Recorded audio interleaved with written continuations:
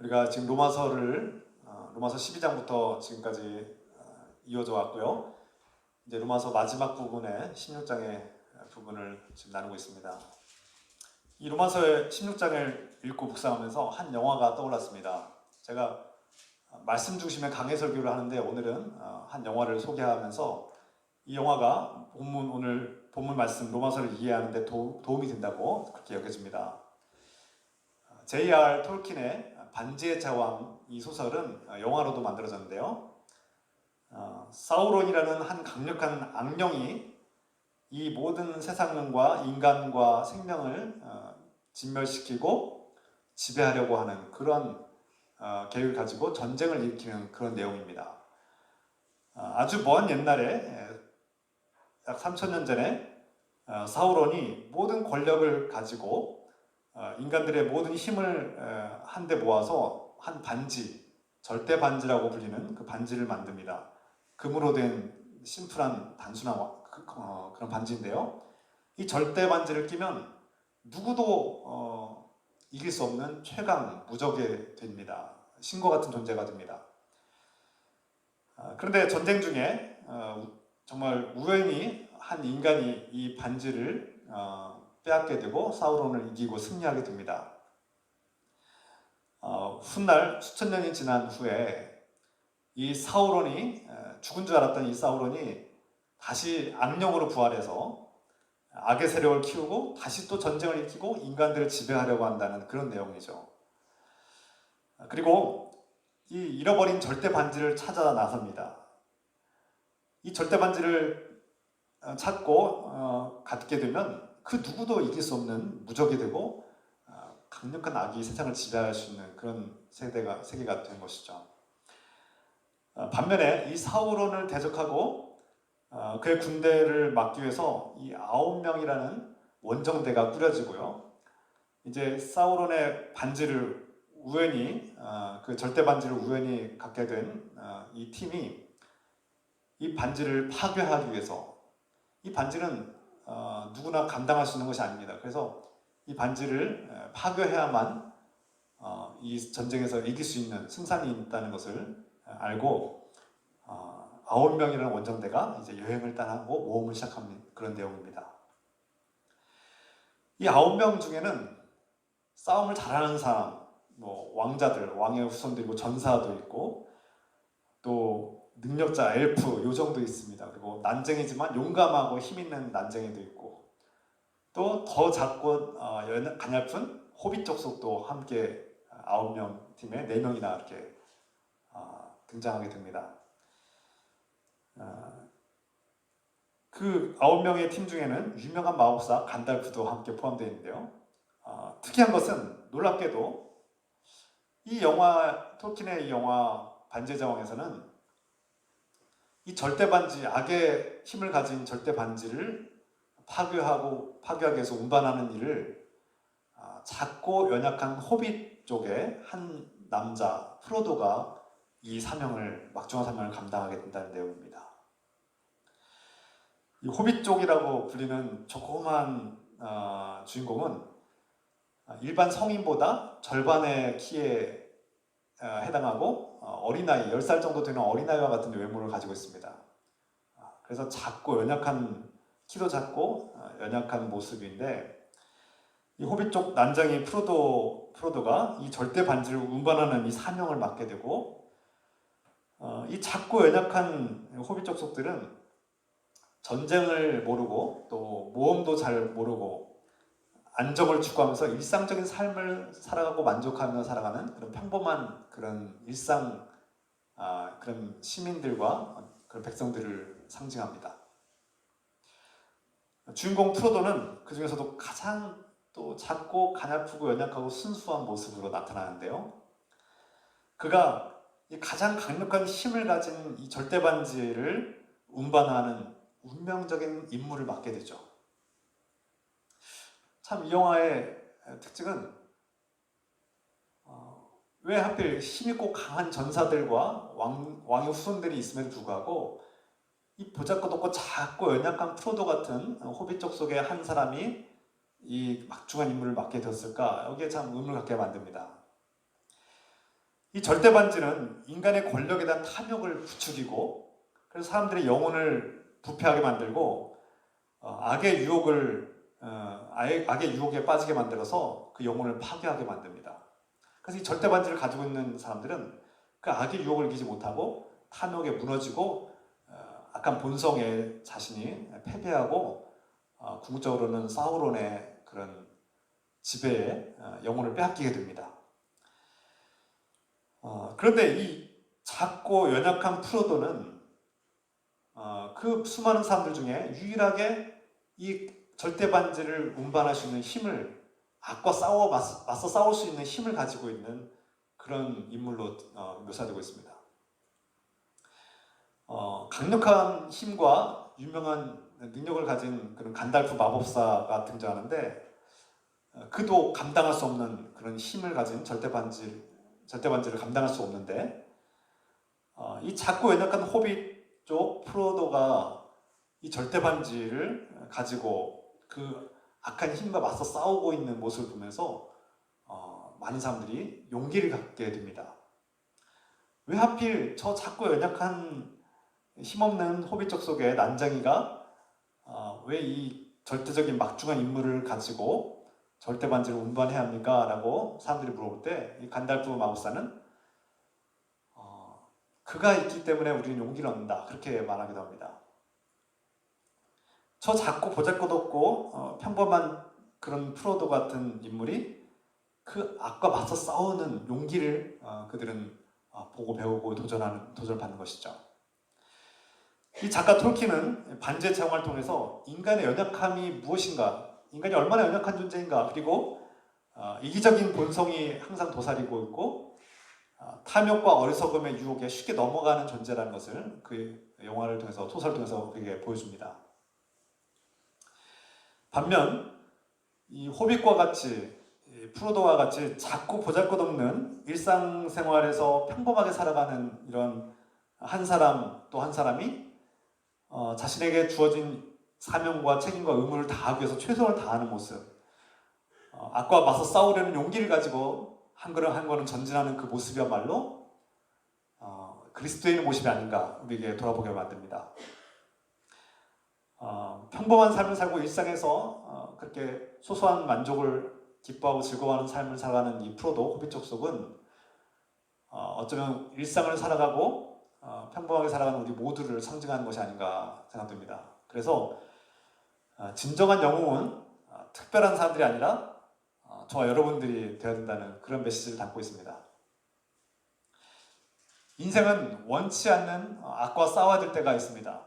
우리가 원치 않지만 악이 우리를 공격하고 우리는 그 악과 맞서 싸워야 될 때가 옵니다. 그래서 사도 바울도 에베소 6장에서 너희는 영적 군사고 영적 훈련을 받고 악과 맞서 싸워야 된다.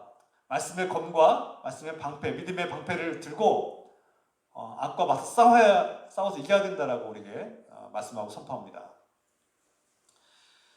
마찬가지로 톨킨도 이 소설과 영화를 통해서 우리가 악과 직면하고 싸워야 된다는 것을, 그리고 용기가 필요하다는 것을, 삶을 살아갈 때는 이 삶의 여정에는 반드시 용기가 필요하다는 것을 우리에게 말씀하고 있습니다. 이 삶에 주어진 임무와 책임을 외면하고 도망친다면, 악과 맞서 싸우지 않고 도망친다면 결국 악이 우리를 지배하고 잠깐은 우리가 이기적인 모습으로 살아갈 때 잠깐은 만족하고 평안을 누릴지 모르지만 결국은 한 사람 한 사람 악에 지배당하고 무너지면 이 세계가 악의 수렁이 되고 멸망하게 될 것이다 라고 경고하고 있습니다. 이것이 반지의 제왕에서 주는 중요한 메시지 중에 하나입니다. 그래서 우리는 정의와 진리를 위해서 용기를 가지고 맞서 싸워야 되는 그런 책임과 의무를 다해야 되는 영적 군사라는 사실을 우리에게 알려줍니다. 때로는 일상에 그 웅장하고 거대한 어떤 영적 전쟁에 우리가 동참한다고 하면 우리가 직접 느끼지 못할 때가 있습니다. 이렇게 피부로 와닿지 못할 때가 있는데, 우리의 영적 전쟁은 우리의 삶 속에서 작고 사소한 일에서부터 시작됩니다. 여러분들이 날마다 반복된 일상 속에서 경험하는 작고 소소한 일들 중에 어떤 선택을 하느냐, 어떤 선택을 하고 어떤 결정을 판단을 내리느냐에 따라서 여러분의 삶이, 우리 삶이 달라진다는 것을 우리가 알게 됩니다. 자꾸 보잘것없는 일이지만 이것이 하나님과 연결된 일이고 또 선한 일이라고 생각하고 그것을 선택하느냐, 아니면 가장 편안하고 쉽고 내 욕심을 만족시키는 탐욕의 길로 갈 것인가를 선택하는 일들, 이것은 어떤 웅장하고 거대한 선택에도 해당되지만 그보다 우리 현실과 일상 속에서 더 자주 직면하게 되는 영적 전쟁에 있음을 우리가 알려준 것이죠. 오늘 이 아침에도 여러분들은 영적 선택을 하고 온 사람들입니다. 수많은 갈림길이 있고 우리를 유혹하는 길들이 있었는데 여러분들은 그 갈림길 속에서 하나님께서 기뻐하시는 일이 무엇인가, 하나님의 선한 일이 무엇인가를 생각했고 하나님의 부심에 순종하면서 유혹을 이기고 승리하면서 이 자리에 나온 분들 아니겠습니까? 물론 예배가 전부는 아니겠지만 우리의 예배는 하나님께로 나아가는 중요한 시작이고 기초이고 발단입니다.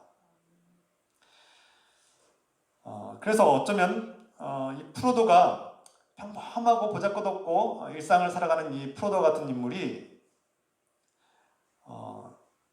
어떤 악랄한 오크족들과 싸우고 막 칼을 들고 싸우진 않지만 자신과의 싸움, 그 반지를 들고 하면서 자신을 유혹하고 끊임없이 자신의 악한 탐욕과 본성을 자극하고 유혹하는 이 절대 반지와 싸우는 모습, 내면의 전쟁, 영적 전쟁이야말로 눈에 보이는 전쟁보다 더 어렵고 힘든 여정이 아닌가 생각하게 됩니다.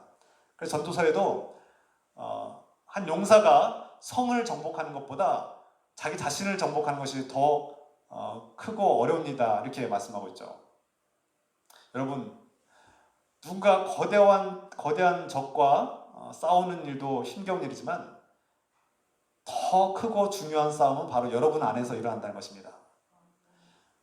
여러분 안에서 날마다 그 영적 전쟁이 일어나고 그 내적 전쟁에서 승리하는 일이 더 값지고 귀하다는 것이죠. 제가 이 영화를 소개하는 이유 중에 더 큰 이유가 한 가지 있습니다. 그것은 이 작고 연약한 호비 프로도가 주인공이 자신의 임무를 완수하는 이 여정에서 정말 상상할 수 없는 온갖 위험과 공격과 함정과 고난과 역경이 기다리고 있습니다. 그래서 프로도는 그 고난과 역경을 만날 때마다 이 임무를 포기하고 싶고 자신이 과거에 평안하고 즐겁게 살던 그 과거로 돌아가고 싶고 고향으로 돌아가고 싶은 유혹에 빠질 때도 있습니다. 그리고 뭔가 마음이 지쳐서 이제 그만 포기하고 싶고 이 삶을 내려놓고 싶은 그런 유혹에 절망에 그렇게 휩싸일 때가 있었습니다. 한두 번이 아니죠. 그때마다 그 주인공 프로도가 그 삶과 임무를 포기하지 않고 다시 일어서게 됩니다. 그 이유는 무엇입니까? 저는 여기에 감명을 받았습니다. 거기에는 그와 끝까지 함께했던 친구가 있었기 때문입니다. 바로 샘입니다.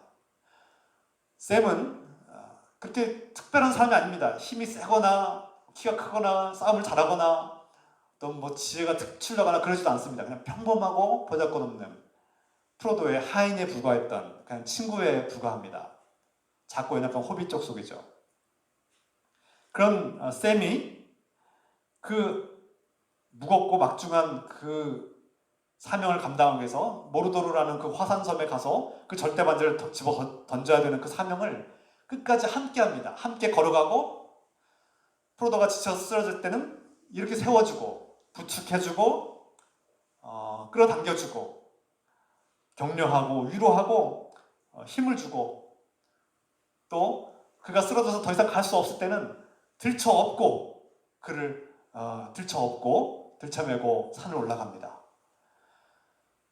샘이 있었기 때문에, 샘의 도움과 격려와 위로가 있었기 때문에 프로도 주인공은 그 불가능한 임무를 끝까지 감당해내고 힘을 얻게 됩니다. 물론 샘뿐만 아니라 그와 함께 했던 원정대 친구들과 또 그를 위해서 기도하고 그를 힘주고 격려하는 많은 친구들이 있었습니다.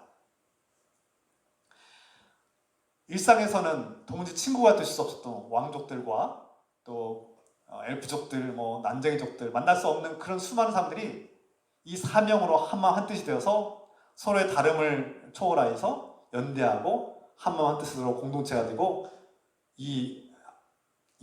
거대한 악과 싸워 이기고 승리하는 내용이 바로 이 반지의 제왕의 내용입니다. 이 영화의 모습은 마치 우리 그리스도인들의 모습과 비슷합니다. 우리가 이 험난한 인생길을 가면서 그리스도인으로 살아가는 것은 예수님의 말씀처럼 좁고 험난한 길을 가는 여정입니다. 이 좁고 험난한 길은 자칫 잘못하면 낭떠러지로 떨어지고 죽을 수밖에 없는 정말 위험한 여정입니다. 정말 천길 낭떠러지가 있고 한눈 팔면 발을 헛디디면 떨어져서 죽을 수밖에 없는 그런 인생길. 좁고 험난해서 도무지 앞이 보이지 않고 어디가 끝인지 알 수 없는 이 험난한 길을 가는 그리스도인들은 때로는 악마의 공격을 받아서 상처를 받고 그 상처가 끊임없이 우리를 괴롭히고 고통을 주는에도 불구하고 포기하고 싶은 유혹이 우리를 인생을 정말 내가 빚 때문에 사업의 실패 때문에 건강의 악화 때문에 내가 죽고 싶고 배신감에 치를 떨며 잠을 못 이루던 우리의 삶 속에 그 절망을 이겨낼 수 있는 힘은 무엇입니까? 우리에겐 사랑하는 친구가 있기 때문입니다. 때로는 배우자가 될 수도 있고 때로는 자녀가 될 수도 있고 부모가 될 수도 있습니다. 프로도가 그 불가능한 여정을, 그 사명을 감당할 수 있었던 것은 샘을 비롯한 많은 친구들이 있었기 때문입니다. 저와 여러분에게도 그런 친구가 필요합니다. 이 험난한 인생길을 이겨내려면 우리에겐 샘과 같은 좋은 진실한 친구가 우리를 격려해주고 위로해주는 친구가 필요하죠. 오늘 본문 로마서 16장에서 사도 바울은 그러한 친구들을 소개하고 있습니다. 26명이라는 친구들이 로마 교회에 있고 그들의 사랑과 위로와 격려와 지원을 받았다고 고백하고 있습니다. 그래서 바울은 자신의 친구들을 한 사람 한 사람 소개하고 있습니다. 먼저 16장 1절에서 2절 말씀을 보면 바울은 로마 교회에 방문한 한 집사이자 또 선교사인 베베 자매를 소개합니다. 그 여인을 자신의 자매, 자신의 여동생이라고 소개하죠. 바울의 친여동생은 아님에도 불구하고 그리스도 안에서 베베는 바울의 여동생으로 소개됩니다. 로마 교인들은 베베가 바울의 서신을 들고 왔고 그 서신을 읽을 때 기뻐하면서 그를 환영했을 것이 분명합니다. 그리고 사도 바울의 부탁처럼 베베가 하는 그 선교사에게 무심양면으로 지원하고 격려하고 위로하고 그를 지켜달라고 부탁하고 있죠. 또한 바울은 3절부터 로마 교인들의 이름을 부르면서 안부를 묻고 인사하고 있습니다. 문안하라, 인사하라는 뜻이죠. 바울은 복음을 영접한 그리스도인들을 자신의 면류관이라고 그렇게 선포합니다. 빌립보서에도 빌립보 교인들을 향해서 또 데살로니가전서에서 데살로니가 교인들을 향해서 너희는 나의 면류관이고 나의 기쁨이라고 이렇게 고백합니다. 빌립보서 4장 1절 말씀이죠.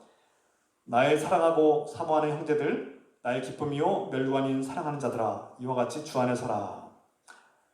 빌립보 교인들 향해서 나의 사랑하고 사랑하는 형제들, 자매들, 그리고 나의 기쁨과 면류관이다. 너희는 나의 기쁨과 면류관이다라고 고백하고 있습니다.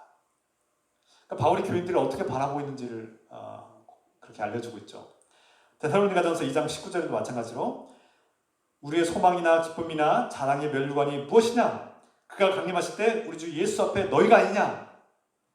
내가 주님 앞에 자랑할 것은 너희밖에 없다. 너희가 나의 기쁨이고 나의 면류관이고 나의 자랑거리라고 그렇게 고백하고 있습니다. 제가 짧은 목회를 하고 있지만 제가 바울의 이 말씀을 읽을 때마다 참 회개하게 됩니다. 내가 교인들을 정말 나의 기쁨으로, 나의 사랑하는 형제 자매로, 또 나의 가족으로, 그리고 나의 면류관으로 내가 대하고 바라보고 있는가 늘 자신을 돌아보게 됩니다. 여러분들이 나의 자랑거리요. 또 여러분들 모두가 우리 모두의 자랑거리고 면류관이고 상급이 되기를 소망합니다. 바울은 마찬가지로 로마 교인들에게도 여러분들은 나의 기쁨입니다, 나의 면류관이고 나의 자랑거리입니다라고 지금 고백하고 있는 것입니다. 비록 그 교회를, 로마 교회를 내가 직접 세운 것은 아니지만 내가 가르치고 훈련한 제자들과 나의 동역자들이 세운 교회를 내가 기뻐하고 여러분들을 사랑하고 내가 나의 진정한 친구로 여긴다는 그런 말씀이죠. 바울은 그리스도 안에서 로마 교인들과 사랑의 관계를 맺고 친구가 되기를 원한다고 이렇게 선포하고 있습니다. 이미 그들 안에는 이미 바울과 깊은 관계를 맺고 있는 친구들이 소개되고 있습니다. 이미 바울과 함께 에베소 교회에서 사역하고 에베소 지역을 선교하고 또 고린도 지역에서 함께 큰 고생을 하고 선교 여정을 함께 했던 브리스가와 아굴라가 소개됩니다. 3절 말씀이죠. 브리스가와 아굴라는 바울과 생사를 같이 했고 그 선교 여정에 큰 고생과 역경을 함께 했던 위대한 선교사들이었습니다.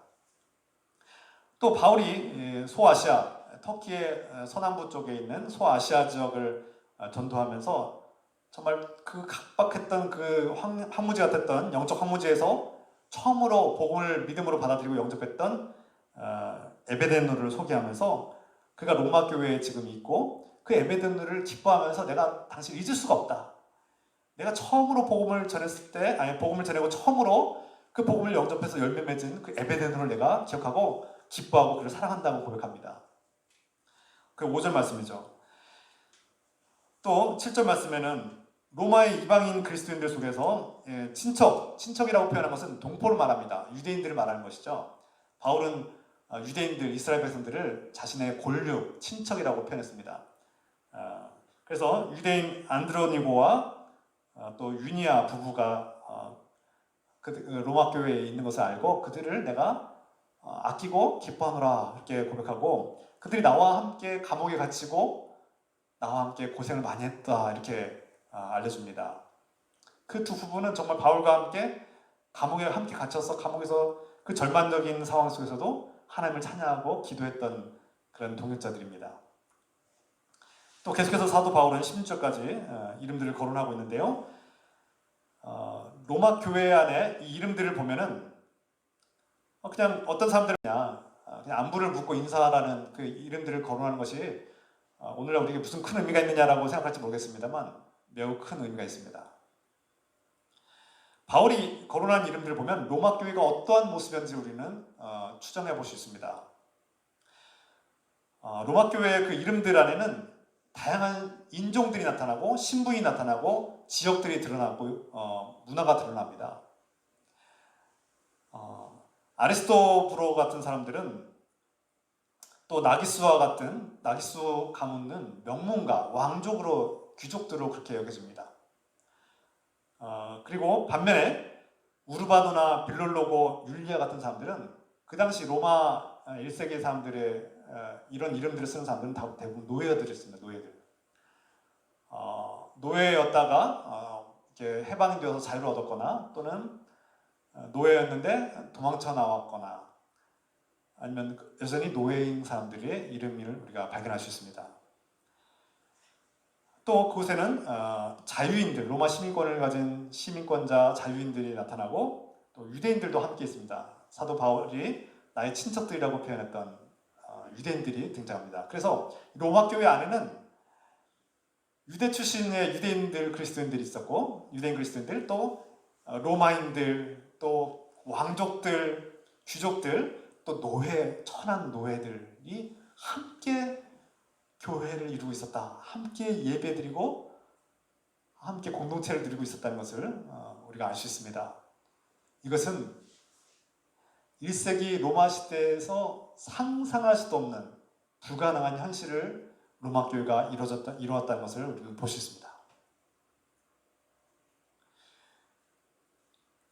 다양한 인종들, 성별도 다르고 남자와 여자, 가부장제 사회에서 남자와 여자가 한 자리에 모여서 예배를 드리고 식사를 하는 것은 당시 시대에는 있을 수 없는 일이죠. 유대인들과 이방인들이 함께 모여서 예배를 드리고 식사하는 것은 있을 수 없는 일입니다. 당시로서는 해서는 안 되는 일입니다. 금기죠. 그런데 로마 교회는 이것이 이루어졌습니다. 얼마든지 문화가 다르고 언어도 다르고 또 신앙 차이도 있습니다. 믿음이 강한, 복음을 믿고 믿음의 자유를 들고 있는 이방인 그리스도인들이 있는가 하면 여전히 유대 율법과 전통과 문화를 고수하고 그것을 고집하는 유대인 그리스도인들도 있었습니다. 믿음이 약한 자들, 믿음이 강한 자들이 있었다는 것이죠. 이런 갈등과 어려움들이 있었음에도 불구하고 로마 교회가 하나로 유지가 되었다는 것입니다. 이것이 오늘 16장을 통해서 우리에게 나타내주는 말씀이죠. 그들은 현실 세계에서는 도무지 만날 수 없는, 도무지 친구가 될 수 없는, 도무지 한 식탁에서 밥을 먹을 수 없는 사람들이었습니다. 가히 상상할 수 없는 혁명적인 일이었습니다. 신분을 왕족과 노예가 한자리에서 예배드리고 식사를 하는 거 상상해 보십시오.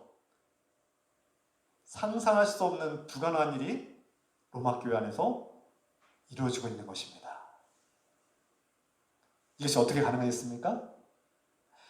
언어도 다르고 인종도 다르고 지역 출신도 다르고 문화도 다르고 신앙관도 다른 그들이 이것을 초월해서 성별을 초월해서 서로를 받아들이고 서로의 신앙을 존중해주고 서로의 신앙을 세우기 위해서 양보하고 절제하고 인내하는 모습을 상상해 보십시오.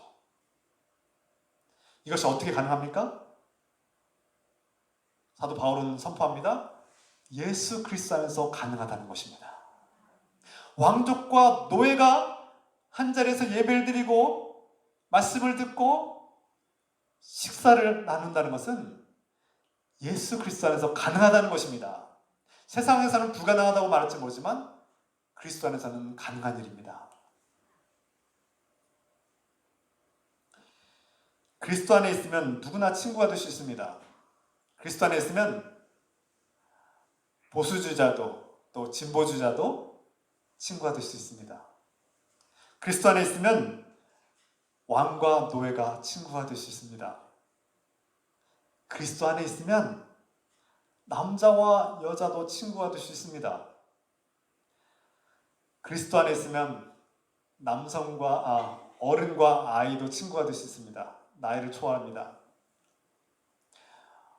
그리스도 안에서는 외국인과 내국인의 차별이 사라지고 친구가 될 수 있습니다.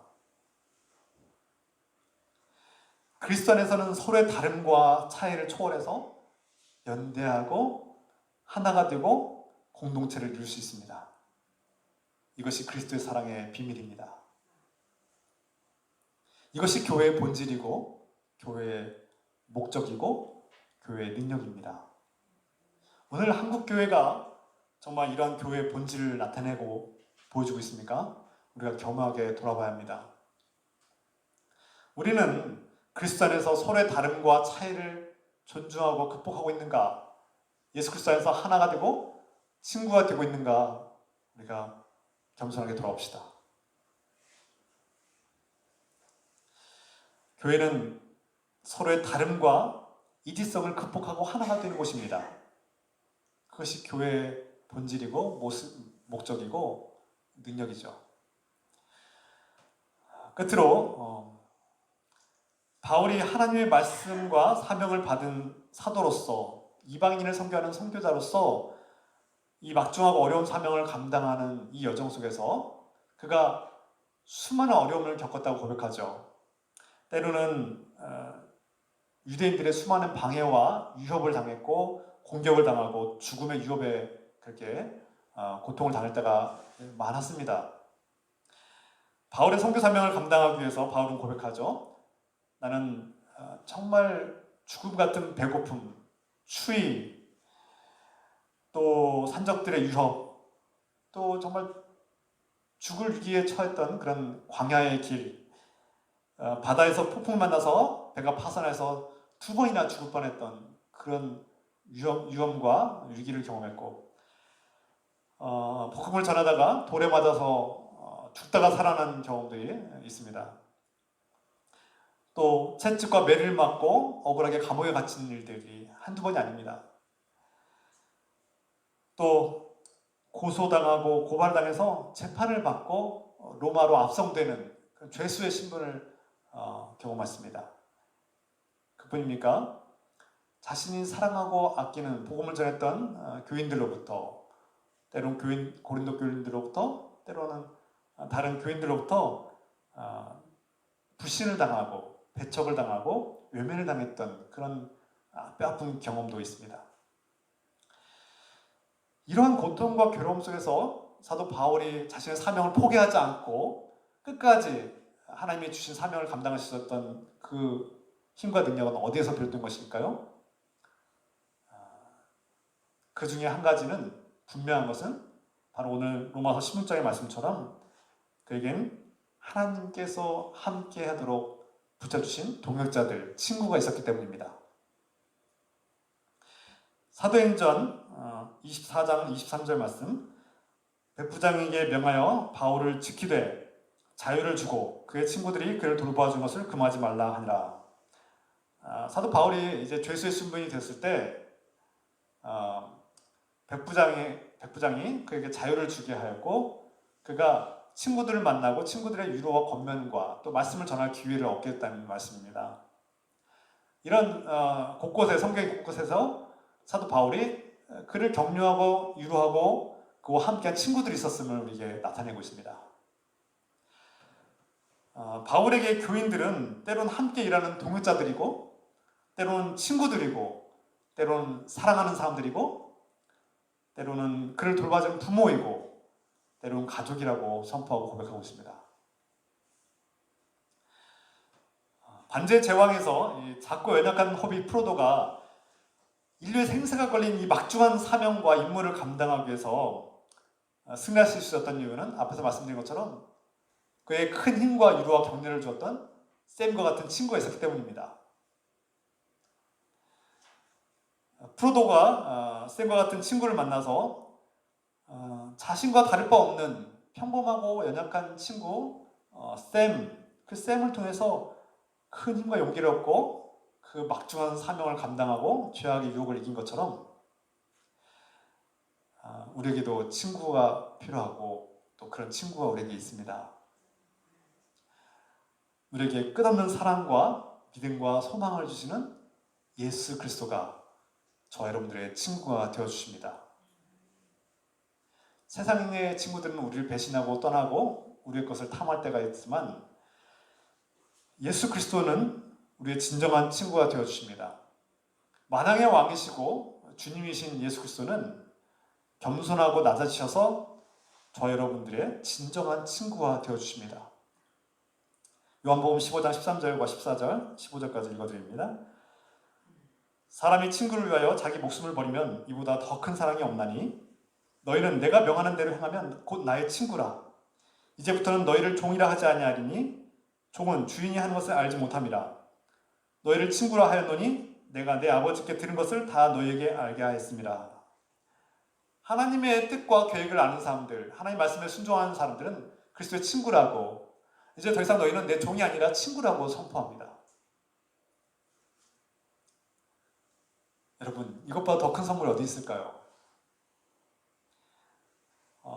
그 반지의 제왕에서 마지막 장면에서 이 프로도와 그의 친구 4명이 왕이 된 그 아라곤의 왕의 제의식에서 이렇게 절을 하는데 그 왕이 그 친구들에게 와서 일어서라고 말합니다. 무릎을 꿇지 말고 일어서서 오히려 우리가 당신들에게 절을 해야 된다라고 절을 합니다. 겸손한 왕 예수 그리스도는 우리의 경배를 받으실 주님이신데 그분은 우리에게 오셔서 작고 보잘것없고 평범한 우리를 향해서 일어서라, 넌 나의 친구라고, 왕의 친구라고 말씀하십니다. 이보다 더 큰 영광이 어디 있겠습니까? 요한복음 16장 33절 말씀, 이것을 너희에게 이르는 것은 너희로 내 안에서 평안을 누리게 하려 함이라. 세상에서는 너희가 환난을 당하나 담대하라, 내가 세상을 이겼노라. 우리 주님 예수 그리스도는 세상을 이기신 분입니다. 세상을 이겼다는 것은 죄악의 권세를 이겼고 죽음의 권세를 이겼다는 뜻입니다. 그러므로 우리가 주님의 친구가 되었고 주님과 동행하는 사명을 감당하는 사람들로 살아갈 때 우리는 용감해야 합니다. 용기를 가지라고 말씀합니다. 두려워하지 말아라. 담대하라고 말씀하고 있습니다. 이미 세상을 이겼는데 무엇이 더 두렵겠느냐는 것입니다. 예수 그리스도가 우리의 친구가 되신다는 것을 믿는 사람이라면 더 이상 두려울 것이 없다는 것입니다. 그러므로 우리는 강하고 담대하게 말씀의 검을 뽑고 믿음의 방패를 들고 용감하게 전진할 수 있는 그리스도의 군사가 되어야 합니다. 예수 그리스도께서 죽음의 권세를 이기시고 승리하신 주님께서 오늘 우리에게 친구로서 두려워하지 말라고 말씀하고 있습니다. 오늘 말씀을 마무리합니다.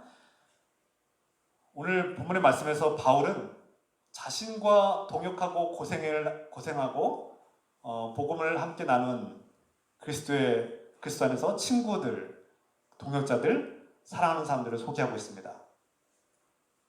그들은 하나님께서 맡겨준 사명을 도와주고 지원하고 격려하고 위로해주고 함께 동참했던, 고생을 함께 나눴던 하나님의 사람들입니다. 이러한 친구들이 있다면 우리의 인생길이 험난하고 어려울지라도 이겨낼 수 있습니다. 주님께서 붙여주신 친구들이 있다면, 그런 진실하고 충성된 친구들이 있다면 우리는 어떤 고난도 역경도 이겨낼 수 있습니다. 나아가서 하나님께서 우리에게 맡겨주신 막중한 임무를, 그것이 너무나 무겁고 정말 너무나 힘겹게 느껴질지라도 포기하지 않고 끝까지 감당할 수 있는 힘과 능력을 얻을 수 있습니다. 우리는 신분도, 인종도, 성별과 문화도, 신앙관도, 신앙 수준도, 정치적 행동도 다 다릅니다. 그럼에도 불구하고 우리는 이 모든 것들을 초월해서 서로 친구가 될 수 있고 연대하고 공동체가 될 수 있습니다. 그리스도의 사랑 안에서 가능합니다. 그리스도의 사랑이 있으면 우리는 성별과 나이와 문화와 격차를 뛰어넘어서 형제가 되고 친구가 될 수 있습니다. 이러한 친구가 있다면 우리는 이 험난한 여정을 이겨낼 수 있는 놀라운 힘과 능력을 얻게 됩니다. 무엇보다 우리의 진정한 친구가 되어주신 예수 그리스도께서 우리의 인생길에 항상 동행하시고 우리를 끌어주시고 이렇게 세워주시고 밀어주시고 때로는 들쳐업고 우리 대신 그 삶의 여정을 걸어가실 것입니다. 그러므로 여러분 두려워하지 마십시오. 우리의 인생길이 험난하고 정말 포기하고 싶은 절망이 눈앞에 닥쳐올지라도, 내 건강이 무너지고 내 재정이 실패하고 관계가 어려움에 직면했을지라도, 그래서 내가 인생에 정말 이 환난과 고난 속에 무너진 것 같고 끝난 것 같을지라도 포기하지 마십시오. 여러분들을 응원하고 격려하고 끌어주는 친구가 되신 예수 그리스도께서 함께 하신 것을 믿으십시오. 우리의 친구가 되신 주님께서 함께 하신다면, 세상을 이기신, 죽음을 이기신 주님께서 우리가 동행하신다면 우리는 어떤 어려움과 고난의 여정도 이겨낼 수 있고 또 막중한 사명도 아름답게 감당할 수 있을 줄 믿습니다. 이러한 축복이 저 여러분 가운데 충만하기를 예수 그리스도의 이름으로 축원합니다. 기도합시다. 오늘 이 말씀